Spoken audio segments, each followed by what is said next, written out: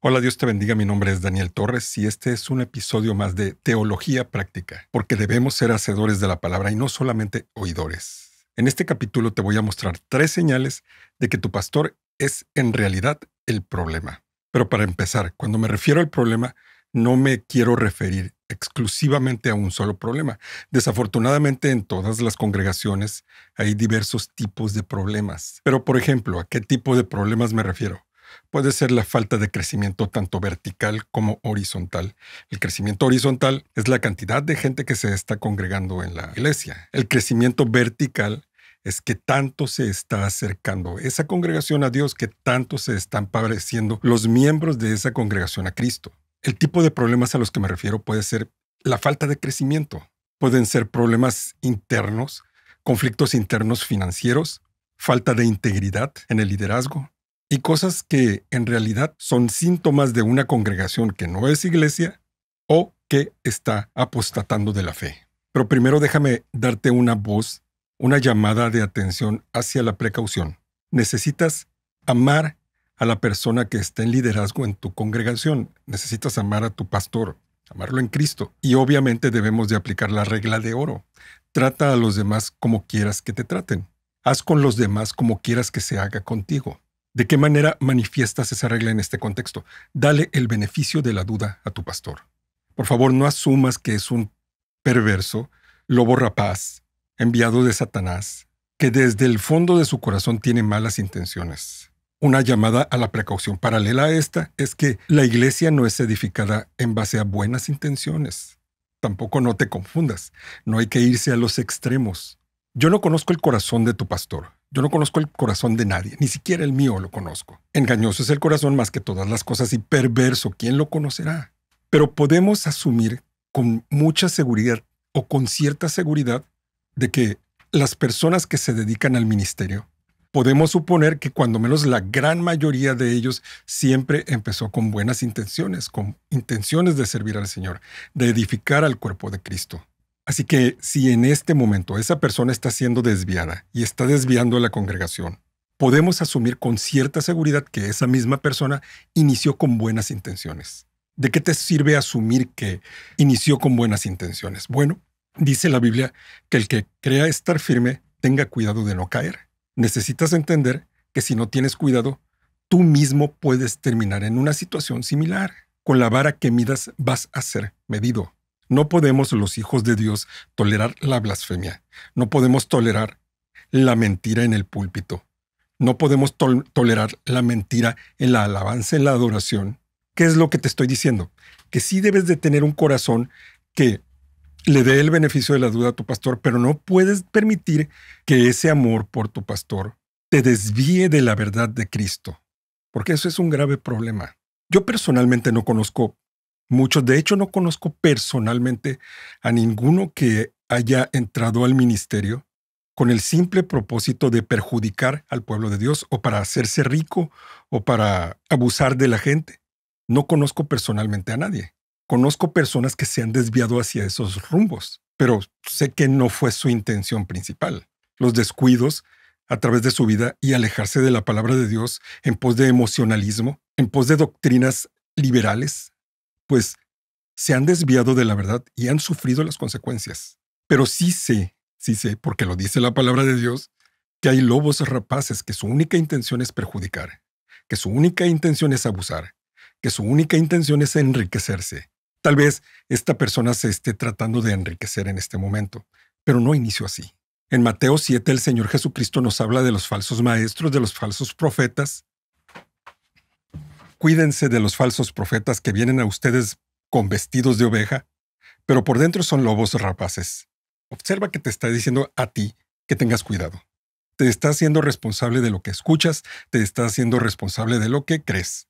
Cuídate. Por sus frutos los conocerán. ¿Acaso se recogen uvas de los espinos o higos de los cardos? Así todo árbol bueno da frutos buenos, pero el árbol malo da frutos malos. Un árbol bueno no puede producir frutos malos, ni un árbol malo producir frutos buenos. Todo árbol que no da buen fruto es cortado y echado al fuego, así que por sus frutos los conocerán. Entonces, hay falsos maestros, hay falsos pastores, y en este video te quiero presentar 3 señales que pueden indicar que tu pastor es el problema. Pues bien, dicho lo dicho, vamos al asunto. Señal número 1 de que tu pastor es un mal líder o, dicho de otra manera, que es el problema que tiene tu congregación. La primera señal clarísima es cuando el pastor, normalmente a través de sus prédicas, de alguna manera y tal vez inconscientemente, está entrenando a las personas para asumir que él nunca es el problema.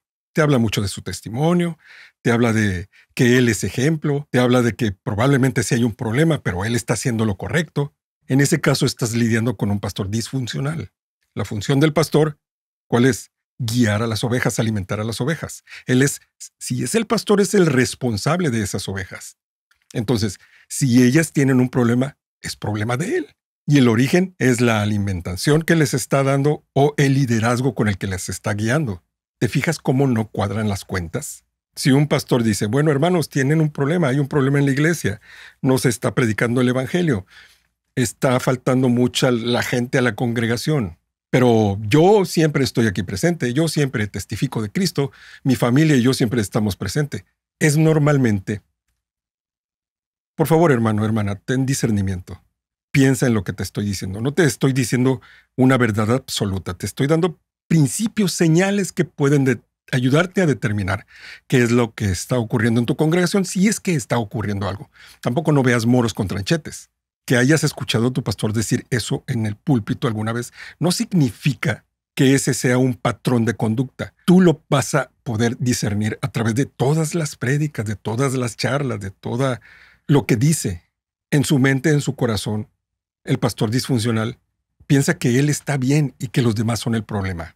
Obviamente no está asumiendo ni el liderazgo ni la responsabilidad de guiar a esa congregación. No está dando la cara por ellos delante del Señor Jesucristo. ¿Qué es lo que dice el Señor Jesucristo? Yo soy el buen pastor y doy mi vida por mis ovejas. Claro, tu pastor no es Jesucristo, pero es el mismo espíritu que guió a Jesucristo, que guía a Jesucristo, el que debe de estar en tu pastor si es que él ha sido llamado en verdad al pastorado. Es el Espíritu de Cristo el que lo guía. Es la pasión por las almas y la pasión por la gloria de Cristo en esas almas. La manera sana de edificar a la iglesia por parte de un pastor, ¿cuál es? Enseñarlos a juzgar con justo juicio, a discernir, enseñarlos a que tracen bien la palabra de verdad para que ellos mismos se estén protegiendo de las falsas enseñanzas, las falsas doctrinas. Los está entrenando para defenderse. De hecho, técnicamente los está enseñando a pastorear, a ser discípulos. Discípulos que hacen discípulos. Eso es lo que hace un pastor humilde, un pastor de Cristo. Enseña a las personas a defenderse incluso de él mismo.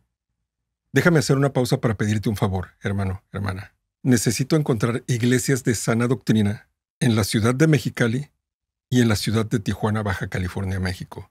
Si tú te congregas en una iglesia de sana doctrina en la ciudad de Mexicali, en el Valle de Mexicali, o en la ciudad de Tijuana, Baja California, te ruego que me escribas un correo electrónico a hermano@danieltorres.blog. hermano@danieltorres.blog. Necesito encontrar iglesias de sana doctrina en la ciudad de Mexicali y en la ciudad de Tijuana. Dios te bendiga. Pues bien, punto número 2, o señal número 2 de que tu pastor es el problema. Está muy relacionado con el punto número 1. Es el pastor que siempre señala a los demás y siempre queda como la víctima. No se mide para hablar de lo que las personas le han hecho. No se mide para hablar de otras personas. Pero siempre él, de una u otra manera, queda como una víctima o como un héroe, perdón. Si ocurre algo malo en la iglesia, siempre saca a relucir nombres, siempre saca a relucir otras personas, no necesariamente nombres, pero todos entendemos de quién habla. Pero nunca, nunca, nunca es él ni su liderazgo, siendo que él es el que debería de guiar a esa persona. Entonces, en la señal número 2, es el pastor que siempre está culpando a otras personas. Como te digo, está muy relacionado con el punto número 1. Siempre él y su familia están haciendo lo correcto. Y eso es una justificación delante de Dios, según él, para asumir que está llevando bien su pastorado. Bueno, estará llevando bien el pastorado de su casa, pero no de su iglesia. Obviamente hay circunstancias en las que el pastor debe defenderse. Pablo, Juan, Pedro presentan defensas en sus cartas de su apostolado, que estaba siendo atacado por falsos maestros, por judaizantes, por legalistas, y sí presentan una defensa de su ministerio. De hecho, cuando uno viene a presentar alguna queja contra un anciano de la iglesia, contra un pastor, uno debe de estar bien seguro de que tiene testigos, que uno no está viendo moros con tranchetes o que no está uno siguiendo solo rumores. Tiene que tener testigos y venir con discreción, amor, cuidado, porque son personas que sienten, hermano, son personas que tienen corazón y muchísimas veces ni siquiera ellos mismos saben lo que están haciendo, hermanos. Nos ocurre a todos. Pero cuando es evidente que hay un problema y que la iglesia tiene un problema y que él no quiere asumir su responsabilidad, sino que señala a otras personas, estás lidiando con un mal líder. Alguien que no está liderando la iglesia, la congregación, de manera bíblica. Alguien que no se está sometiendo a Cristo.